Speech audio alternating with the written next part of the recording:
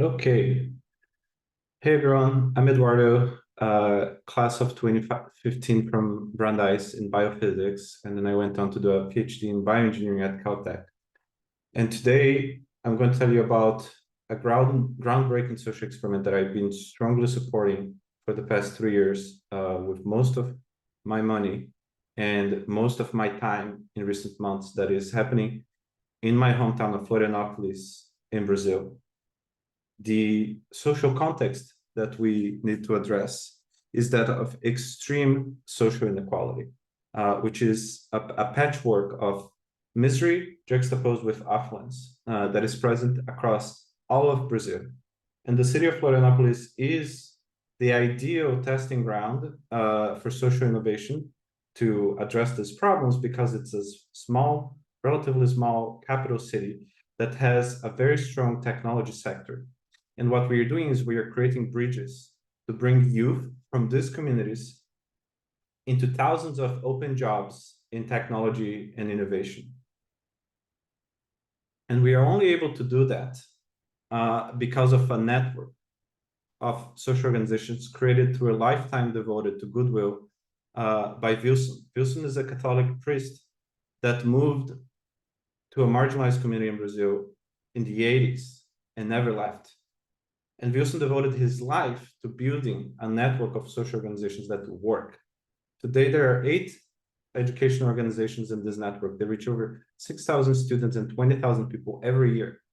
And Pode Crer is the distillation of what works and what doesn't work in changing these communities. It's not armchair thinking. It is entirely distilled from practice. And these are some of the lives that we are changing, like Jose, who went through Pode Crer, and another one of the organizations in the network, and Carini, who also went through Pode Crer and is now in university. Jose is a chief video editor at a major media company. He grew up in one of the most violent neighborhoods, and Carini is now studying animation and working in communications at the Institute.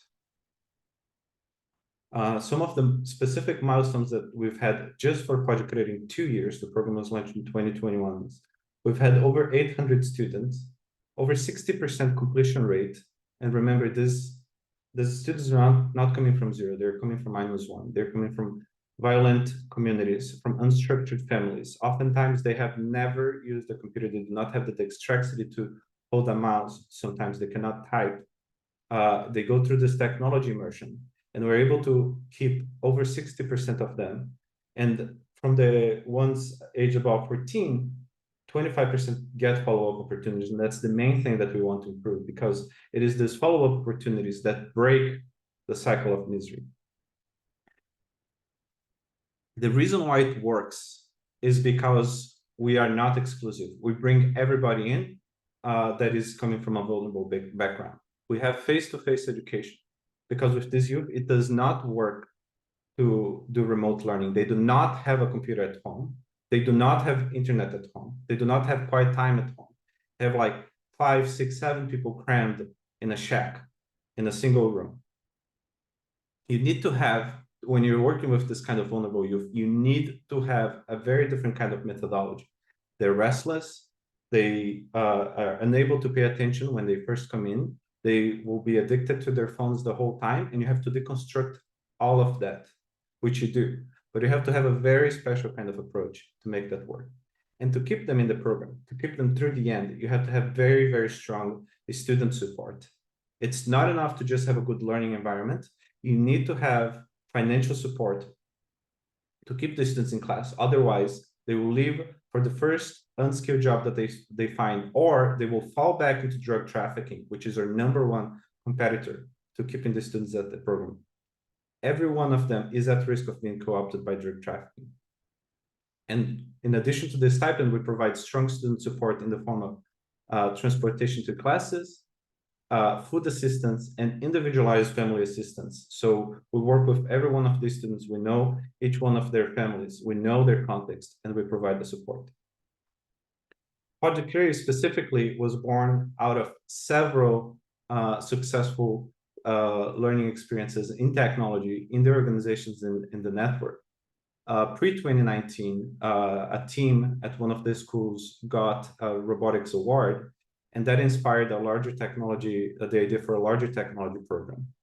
We had to put that on halt through the pandemic, but we were able to launch in 2022, 2021, and in 2022, we consolidated the program. We've had teams win awards at robotics championships, and what we want to do now is to improve the program and grow it sustainably by creating those social innovation centers across marginalized communities in the region, inside the communities. The people that make Pode Crer work and that are ahead of conceiving what to do next are seasoned experts in the field of education, social work, and technology. And these are just this is just the executive team. We have an outstanding team of educators that I work with every day to make the program succeed. We have presented Pode Crer at the Southern Public Problems Accelerator in Italy, and which is coordinated by Beth Novak from Northeastern University. And Beth was blown away by the fact that we do not have a selection process, that we bring in everybody, and that we create a path of opportunities because we have this network and we create this holistic approach. It's not just like a specific punctual intervention, it's a holistic thing. And Pode Crer plugs into all of that and creates a scalable model to change the lives of these youth and to change communities from the inside out. We have a lot of local support, especially from individual people and from volunteers. This is the team of educators from 2022. And I am working with them every day to make sure the program succeeds. I participate in the pedagogy trainings. I participate by lecturing whenever someone gets sick with dengue or we're lagging behind on making a hire. I go in the class and I am in direct contact with the students. I know the methodology. I know every person in these organizations that makes this work. And this is why I put my money and I put my time into it. Pode Crer is structured as 3 learning paths for ages 11 to 24. And it focuses on developing learning autonomy and then connecting these youth with opportunities in technology and innovation. For the younger ones, we have a robotics team that won an award just in their 2nd year of Pode Crer. And for the older ones, we directly connect them with technology companies in the region. And for the ones that are sprinting ahead, we have advanced classes in machine learning with extra days of learning. This is a highlight of our award at the robotics championship from the first Lego League.